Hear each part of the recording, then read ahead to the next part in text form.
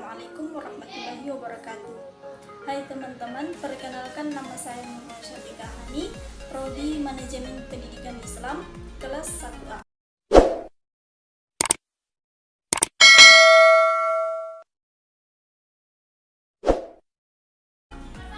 Baiklah, pada video ini saya akan membahas tentang konsepsi manajemen kelas, di mana konsepsi manajemen kelas ini mempunyai 3 artikel, dan inilah yang akan saya jelaskan sedikit.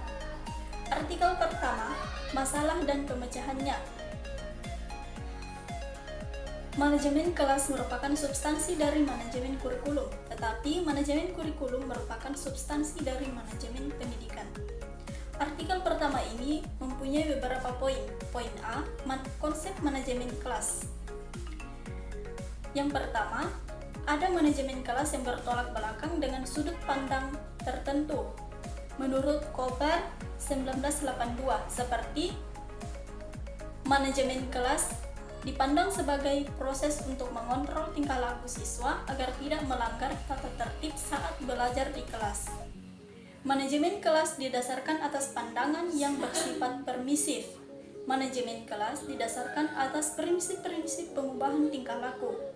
Manajemen kelas dipandang sebagai proses penciptaan iklim sosial emosional yang positif. Dan yang terakhir, manajemen kelas bertolak pandang bahwa kelas merupakan sistem sosial. Poin kedua, pada dasarnya manajemen kelas merupakan seperangkat kegiatan yang bermakna menciptakan, mengendalikan, mempertahankan, mengembangkan, dan juga menyembuhkan iklim kelas agar kondusif untuk kegiatan pembelajaran. Poin B, ruang lingkup kegiatan manajemen kelas. Yang pertama, pembinaan disiplin siswa mengacu pada upaya penegakan aturan dan tata tertib kelas, baik yang tertulis maupun yang tidak tertulis. Kedua, pembinaan iklim sosial kelas. Salah satu tugas manajemen kelas adalah mendorong tumbuhnya iklim kelas yang positif dengan jalan yang seperti mengembangkan aturan-aturan atau tata tertib sosial kelas, mendorong tumbuhnya kebersamaan anggota kelas, menghindari konflik yang dapat memicu timbulnya perpecahan anggota kelas, menumbuhkan kerjasama di antara siswa, dan lain sebagainya. Poin ketiga, iklim sosio-emosional merupakan kecenderungan suasana psikologis yang mewarnai hubungan antar siswa di kelas. Dalam iklim sosio-emosional juga harus mampu menemukan orientasi serta gaya komunikasi yang baik. Mengelompokkan orientasi gaya komunikasi yaitu sebagai berikut: tindakan, orang, dan ide. Kemudian, gaya komunikasi yaitu gaya komunikasi yang mementingkan isi, gaya komunikasi yang mementingkan proses. Komunikasi dibagi menjadi 2 tipe, yaitu komunikasi verbal menggunakan bahasa dan komunikasi non-verbal menggunakan bahasa tubuh. Poin yang keempat atau poin yang terakhir, pengembangan lingkungan fisik kelas dapat dilakukan dengan cara mendesain kelas sebagus mungkin, mulai dari ukuran ruangan kelas, jumlah siswa per bangku itu berapa, jumlah deret bangkunya berapa, kelengkapan kelas seperti papan tulis, media belajar, bangku, alat tulis, dan lain sebagainya. Posisi dan pintu jendelanya di mana? Akan tetapi, sebelum mendesain lingkungan ruang fisik, kelas kita harus memastikan beberapa hal seperti ruang, waktu, suara, temperatur, warna, penerangan, dan artefak. Poin C, tujuan manajemen kelas. Tujuan umum dari manajemen kelas yaitu untuk menciptakan kondisi kelas yang kondusif bagi produktivitas kegiatan pembelajaran.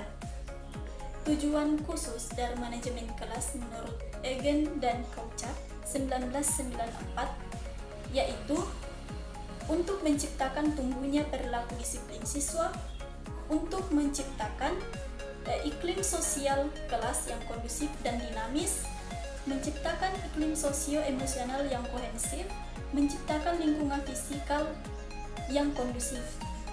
Poin D, sifat manajemen kegiatan kelas. Sifat manajemen kegiatan kelas terbagi menjadi dua bagian. Yang pertama, sifat preventif, merupakan kegiatan mengantisipasi masalah problem kelas sebelum masalah itu terjadi. Kegiatan preventif ini berarti tindakan pencegahan atau berjaga-jaga agar tidak terjadi masalah dan produktivitas iklim belajar anak. Kedua, sifat kuratif. Sebaliknya, manajemen kelas ini bersifat kuratif diterapkan bila kondisi kelas mengalami gangguan. Kuratif berarti penyembuhan, artinya manajemen kelas yang berfungsi untuk mengembalikan kondisi kelas yang terganggu dari kondisi semula. Poin E, fungsi manajemen kelas. Fungsi manajemen kelas terbagi menjadi beberapa bagian. Yang pertama, fungsi pengembangan merupakan fungsi manajemen kelas di mana secara proaktif guru merencanakan dan melaksanakan seperangkat kegiatan pembelajaran yang berlangsung dengan lancar, tertib, efektif, dan produktif.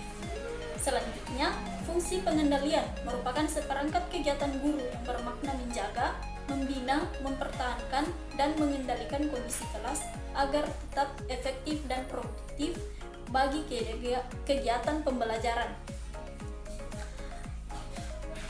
Poin selanjutnya, fungsi penyembuhan. Fungsi ini sama dengan sifat kuratif. Fungsi manajemen kelas ini menerapkan, mengembalikan kondisi kelas yang terkontaminasi oleh gangguan keadaan yang semula sebelum terjadi gangguan. Poin F, keterampilan dasar manajemen kelas.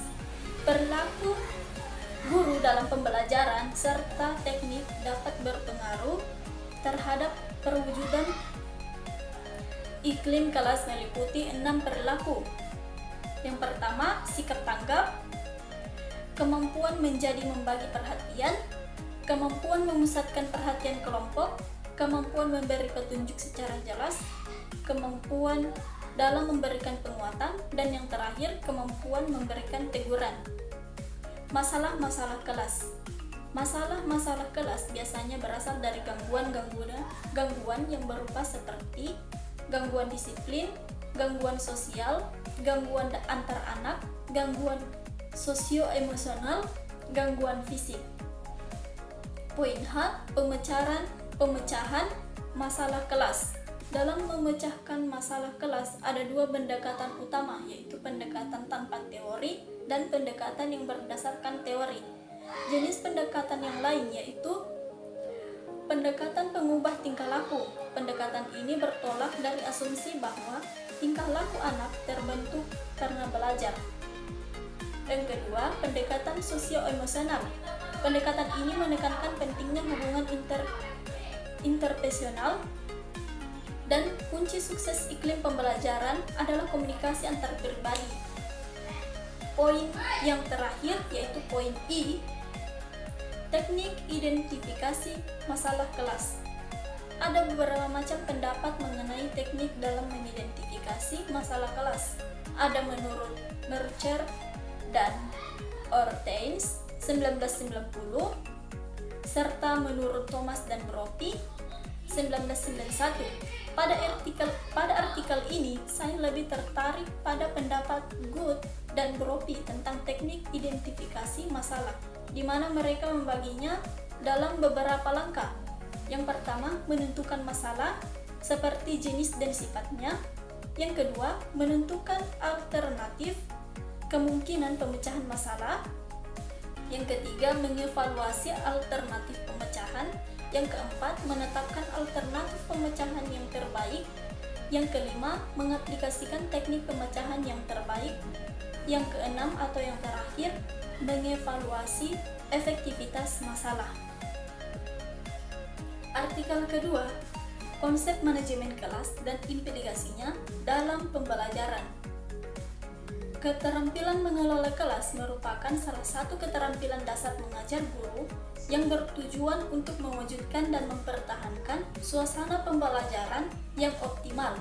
Artinya, kemampuan ini erat hubungannya dengan kemampuan profesional guru untuk menciptakan kondisi yang menguntungkan, menyenangkan peserta didik, dan menciptakan disiplin belajar secara sehat. Departemen Pendidikan dan Kebudayaan meluruskan 10 kemampuan yang harus dimiliki oleh seorang guru, yakni yang pertama, menguasai bahan ajar, kedua, mampu mengelola proses belajar mengajar, ketiga, mampu mengelola kelas, keempat, mampu menggunakan media atau sumber belajar, kelima, menguasai landasan-landasan pendidikan, keenam, mampu mengelola interaksi belajar mengajar, ketujuh, mampu menilai prestasi siswa dalam proses belajar mengajar, kedelapan, mengenal dan melaksanakan program bimbingan dan penyuluhan, kesembilan, mengenal dan melaksanakan administrasi pengajaran, kesepuluh atau yang terakhir, memahami prinsip-prinsip dan menafsirkan hasil-hasil penelitian pendidikan. Artikel kedua ini mempunyai beberapa poin. Poin A, pengertian pembelajaran. Pertama, proses pembelajaran adalah suatu usaha untuk membuat siswa belajar, sehingga situasi tersebut merupakan peristiwa belajar, yaitu usaha untuk terjadinya perubahan tingkah laku dari siswa. Kedua, sementara itu, Chauhan 1979 mengatakan bahwa pembelajaran adalah upaya untuk memberi perangsang atau stimulus, bimbingan, pengarahan, dan dorongan kepada siswa agar terjadi proses belajar. Ketiga, adapun pengertian pembelajaran itu sendiri adalah kombinasi yang tersusun meliputi unsur manusiawi, material, fasilitas, perlengkapan, dan prosedur yang saling memengaruhi untuk mencapai tujuan pembelajaran. Keempat, berbicara tentang pembelajaran ini tidak akan sempurna jika tidak membicarakan juga tentang mengajar itu sendiri. Definisi mengajar banyak ditemukan para ahli dengan pengertian yang berbeda-beda. Hal ini disebabkan karena adanya perbedaan titik pandang terhadap makna dan hakikat mengajar itu sendiri. Poin B, manajemen kelas. Yang pertama, kemampuan mengelola kelas harus dimiliki oleh seorang guru karena pembelajaran adalah proses membantu siswa dalam belajar yang ditandai dengan perubahan perilaku baik dalam aspek kognitif maupun psikomotorik.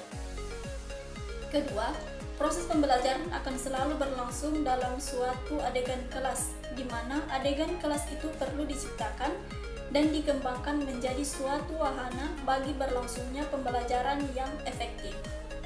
Ketiga, tampak jelas bahwa pembelajaran yang efektif adalah pembelajaran yang tidak semata-mata memberikan dampak instruksional, tetapi juga memberikan iringan yang positif. Keempat, bila diperhatikan, sebenarnya banyak permasalahan manajemen yang muncul disebabkan oleh permasalahan disiplin dan kontrol kelas itu sendiri. Oleh karena itu, dalam mengupayakan suatu kondisi kelas yang disiplin dan terkontrol, sudah seharusnya seseorang melakukan kontrol terhadap perilakunya sendiri. Poin C, berbagai pendekatan teknik disiplin dan kontrol kelas. Pertama, menurut Big dan Taylor 1987, dapat memilih pendekatan yang berada pada dua ekstrim, yaitu high structure decision, suatu keputusan yang ditekankan pada aturan dalam menciptakan lingkungan belajar. Kedua, low structure decision, siswa diberi banyak pilihan dan kesempatan dalam menentukan pengalaman belajar yang akan diperoleh melalui otonomi yang maksimum.